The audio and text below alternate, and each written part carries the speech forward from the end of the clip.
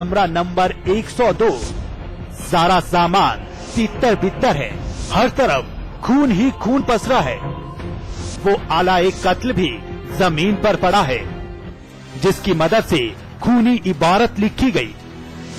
जी हाँ, पुलिस के हाथ कुछ डॉक्यूमेंट्स लगे हैं, जिससे इस बात की तस्दीक हुई है कि जिस लड़की की हत्या हुई है वो पिंकी थी। और सरफिरे आशिक विशाल ने अपनी सनक में पिंकी की हस्ती मिटा डाली। न सिर्फ अपनी मोहब्बत का गला घोंटा, बल्कि अपनी नब्ज काटकर खुद की भी जिंदगी छीननी चाहिए। दोनों होटल में आए हैं। होटल में आने के बाद इनका किसी बात से इत्तेफाक न होने के कारण वाद विवाद हुआ है। वाद विवाद के उपरांत विशाल ने चाकू से गला रेत करके इसकी हत्या कर दी और अपनी नस काट दी।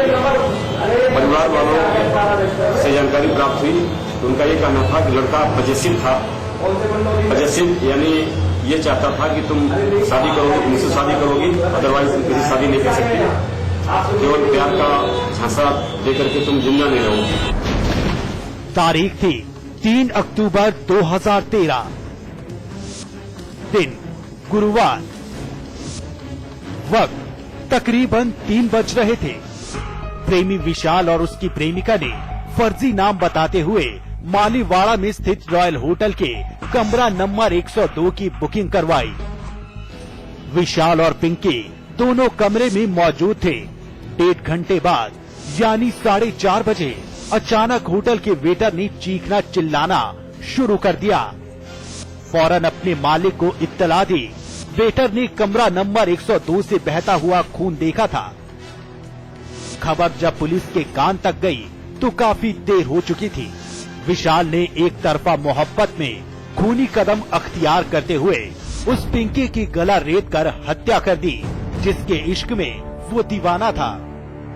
शादी से इनकार करने की सजा विशाल ने पिंकी को दी थी, लेकिन पिंकी को विशाल का साथ मंजूर नहीं था। ये भी जानकारी प्राप्त हुई है कि इस लड़की का इससे प्यार था। 8 मई को इसने शादी के लिए जब दबाव डाला तो लड़की ने शादी से मना कर दिया तो उसे पढ़ना लिखना है, अभी कोर्स पूरा करना है। 8 मई को इसने आवेश में आकर के चाकू मार दिया। इसका मुकदमा थाना सियानी की तरफ पंजीकृत कराया गया था और कार्रवाई की गई थी। इसके बावजूद भी ऐसा प्रतीत होता है कि लड़की और लड़की का मिलना जुलना जारी था। प्रेमिका पिंकी तो होटल में ही दम तोड़ चुकी थी, लेकिन विशाल में उस वक्त भी जान बाकी थी। लिहाजा पुलिस ने फौरन दोनों को अस्पताल में दाखिल करवाया। पिंकी इस जहां का हिस्सा नहीं है, लेकिन विशाल की हालत नाजुक बनी हुई है। परिवार का इल्जाम है कि पिंकी का विशाल से कोई रिश्ता नहीं था। शुरुआती तफ्तीश के दौरान काफी चौंकाने वाली बातें सामने आई। मसलन अभी 16 दिन पहले ही विशाल जेल से छूट कर आया था और इस वारदात से पहले भी विशाल ने पिंकी को मारने की कोशिश की थी। तो भला दोबारा पिंकी ने झूठ बोलकर विशाल से मिलने की कोशिश क्यों की, और क्यों फर्जी आईडी दिखाकर होटल में कमरा बुक किया गया? फिलहाल पुलिस ने होटल को सील कर दिया है और वारदात की तहकीकात में जुटी हुई है। बद्युज़्ज़मा, गाजियाबाद, समाचार प्लस। कोई नहीं जानता कि किस लिए दहशत की कहानी गढ़ी गई। घूप अंधेरे में एक नहीं बल्कि 2 जिंदगियों की रूह फना कर दी गई। कोई कुछ ना कर सका। डबल मर्डर की वारदात एक रहस्य बनी हुई है। आखिर कौन है दोहरे हत्याकांड के मास्टरमाइंड? क्या था उनका मकसद? तस्वीर महंत बलदेव नंद की है, जिनकी बड़ी बेरहमी से हत्या कर दी गई। न सिर्फ महंत बलदेव की, बल्कि उनके एक शिष्य की भी गोली मारकर हस्ती मिटा दी गई। और आज इस दोहरे हत्याकांड से हमारी मित्र पुलिस भी हलकान है। खाकीधारियों ने हाजिरी लगाई है, लेकिन इसके सिवाय कर भी क्या सकती है? निर्दोषों को डंके की चोट पर मौत के घाट उतार दिया जाता है और मित्र पुलिस सुरक्षा का ढोल पीटती रह जाती है। सवाल उठता है, क्यों पुलिस और प्रशासन के आगे अपराधी बेखौफ हो चुके हैं? आखिर किसकी शह पर ये दहशत की कहानी लिखी जाती है? क्या कानून के मुहाफिज अपराधियों के आगे घुटने टेक चुके हैं? क्या मित्र पुलिस के पास अब कोई जरिया नहीं रह गया है जिसके बलबूते वो समाज को अपराध मुक्त और भय मुक्त बना सकें। महंत बलदेव की हत्या से इलाका खौफजदा है। परिवार की खुशियां तबाह हो चुकी हैं। न कोई आस है, न कोई उम्मीद। अगर जहन में कुछ बचा है तो सिर्फ और सिर्फ एक सुलगता सवाल, क्यों लिखी गई खूनी इबारत। 2 व्यक्तियों के हत्या किए जाने की सूचना प्राप्त हुई। उसमें उनकी तहरीर पे हत्या का अभियोग पंजीकृत किया गया है। 100 का पंचायतनामा भर के पोस्टमार्टम कराया जा रहा है। इस अब तक घटना में 2-3 पहलू आए हैं। सभी पहलुओं पर विशेष रूप से टीम गठित कर दी गई है। क्राइम ब्रांच है और उनसे कुछ लोगों से पूछताछ भी की जा रही है हिरासत में लेकर, और जल्दी घटना का पर्दाफाश हो जाएगा। सहारनपुर के थाना सदर बाजार का इलाका हकीकत नगर, जहां महंत बलदेव अपनी बीवी से मिलने आए हुए थे, लेकिन बदकिस्मती नरेंद्र की कि वो भी महंत बलदेव से मिलने चला आया। रात के तकरीबन 3 बज रहे थे कि अचानक फायरिंग की आवाज ने हर किसी की नींद उड़ा दी। ताबड़तोड़ गोलियों की आवाज, हर तरफ मच गया कोहराम। मंजर देखकर परिवार की निकल गई चीख। कमरे का दरवाजा खोला तो लहूलुहान महंत और उनका शिष्य नरेंद्र छटपटा रहे थे। परिवार खौफजदा था। किसी को कुछ नहीं समझ में आया कि आखिर किस लिए महंत को निशाना बनाया गया। किसी तरह जिंदगी से जूझते महंत बलदेव और नरेंद्र को अस्पताल में दाखिल करवाया गया, लेकिन अफसोस न दुआ काम आई और न ही डॉक्टरों की कोशिश। दोनों ने दुनिया से नाता तोड़ लिया। परिवार का इल्जाम है कि रंजिश में महंत की हत्या करवाई गई। तो पूरे 3:30 बजे 2 फायर की आवाज आई। जब हम जागे तो हमारे मकान का तो बाहर से ताला लगा हुआ था और अंदर से लड़कियों की चीखने की आवाज आ रही थी। उन लड़कियों ने बेचारियों ने ताला तोड़ा। फिर हम बाहर निकले तो देखा वो गोली लगे हुए पड़े थे दोनों। एक की कनपट्टी पे लगी हुई थी यहाँ और एक की छाती में लगी हुई थी। तो आचार्य जी में सांस था थोड़ा, मैं लेके उन्हें फिर हॉस्पिटल पहुंचा। हॉस्पिटल पहुंचते पहुंचते जी वहाँ डॉक्टर ने फिर डिक्लेयर कर दिया उन्हें भी। महंत बलदेव की अगर वाकई किसी से रंजिश थी तो क्या अपराधियों को इस बात का इल्म था कि महंत बलदेव कब अपने ससुराल जाने वाले हैं? क्या किसी साजिश के तहत इस हत्याकांड को अंजाम दिया गया? क्योंकि महंत बलदेव लुधियाना के आश्रम रामतला के महंत थे। फिलहाल परिजनों की तहरीर पर पुलिस ने शक की बिना पर कुछ लोगों को हिरासत में लिया है और दावा कर रही है कि जल्द ही इस केस को वर्कआउट कर कातिलों का चेहरा बेनकाब कर दिया जाएगा। पंकज बालियान, सहारनपुर, समाचार प्लस।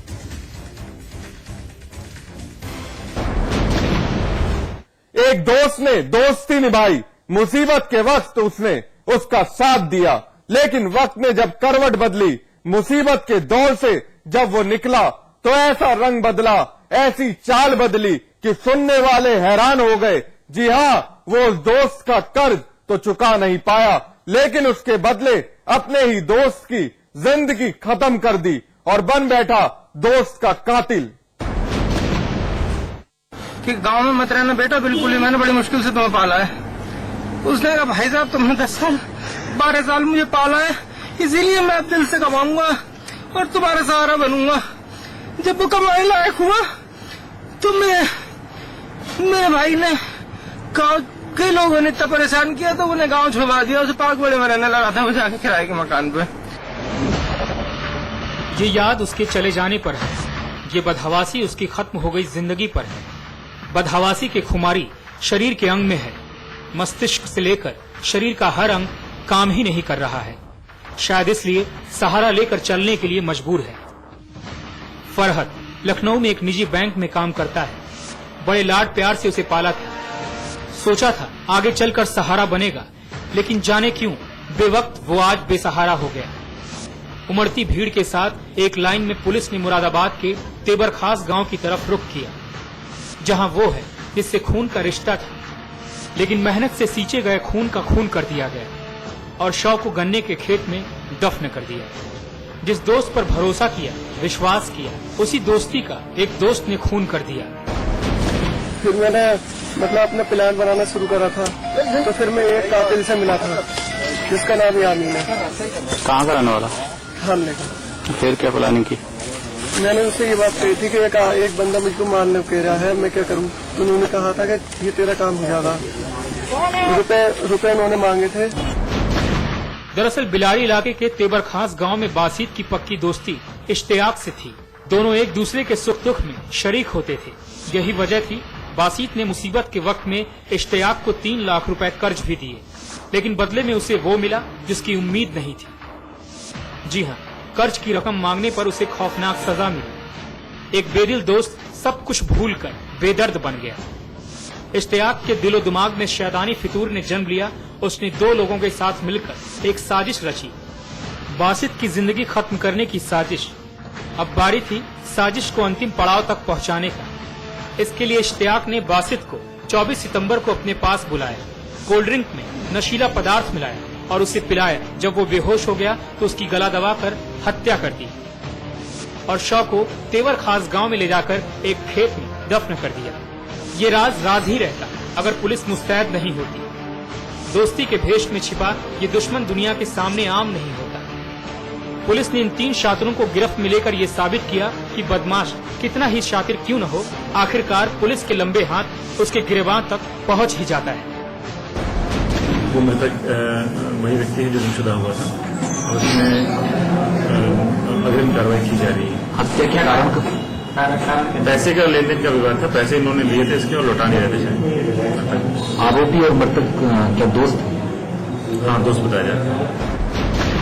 अब इश्तियाक अपने जुर्म में शामिल 2 लोगों के साथ पुलिस गिरफ्त में है और उस शख्स को कब्र से निकालने में लगा है जो उसका दोस्त था, जिसने उसकी जरूरत के वक्त में मदद की थी, दोस्ती का फर्ज निभाया था। उसे अब मिट्टी से ढके कब्र से निकाल रहा है, लेकिन इश्तियाक के दामन पर यह कीचड़ नुमा मिट्टी शायद ही हटे। वो लाख कोशिश कर ले, ये कीचड़ उसकी जिंदगी से कभी नहीं हट सकती है। फिलहाल पुलिस ने मुस्तैदी दिखाते हुए इश्तियाक और उसके 2 दोस्तों को गिरफ्तार कर जेल भेज दिया, साथ ही सख्त कार्रवाई की बात कह रही है। शरद गौतम, मुरादाबाद, समाचार प्लस। बहरहाल एनकाउंटर में वक्त है ब्रेक का। ब्रेक के बाद दिखाएंगे वो शिक्षक नहीं शैतान है।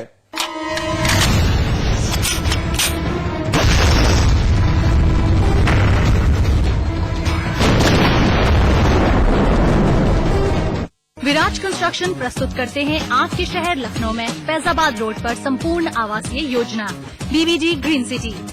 मात्र 20% जमा करके पाए अपने सपनों का घर। आज ही संपर्क करें 0522 309 3500। आज ली क्या?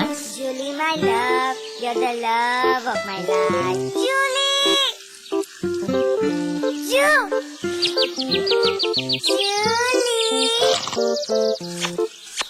उंगली खुजली ने प्लान बनाया क्विकली और पाइप दबाया क्वाइटली।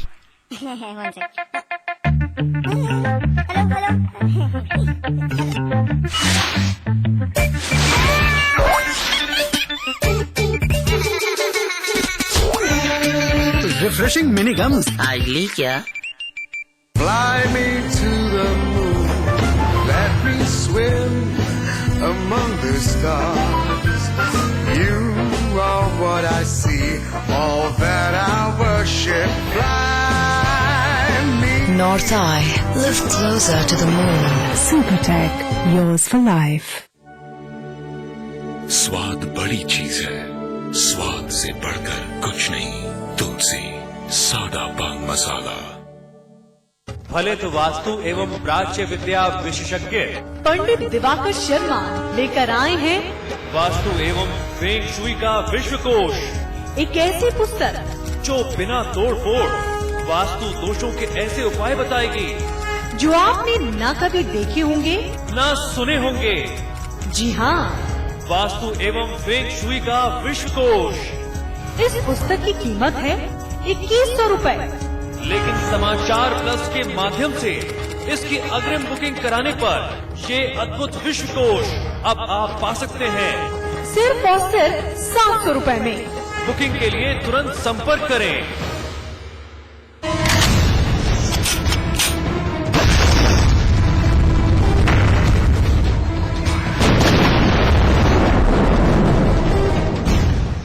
वो 13 साल की मासूम लड़की अपने साथ हुई जाति से सहमी हुई थी।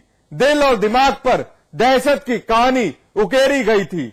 ना किसी से अपना दुखड़ा बयां कर सकती थी और ना ही बुला सकती है, लेकिन एक दिन सारे जज्बात बेकाबू हो गए और लड़की ने बयां कर दी उस कलयुगी गुरु की काली कहानी। वो करता है मर्यादा का कत्ल शिक्षा के मंदिर में।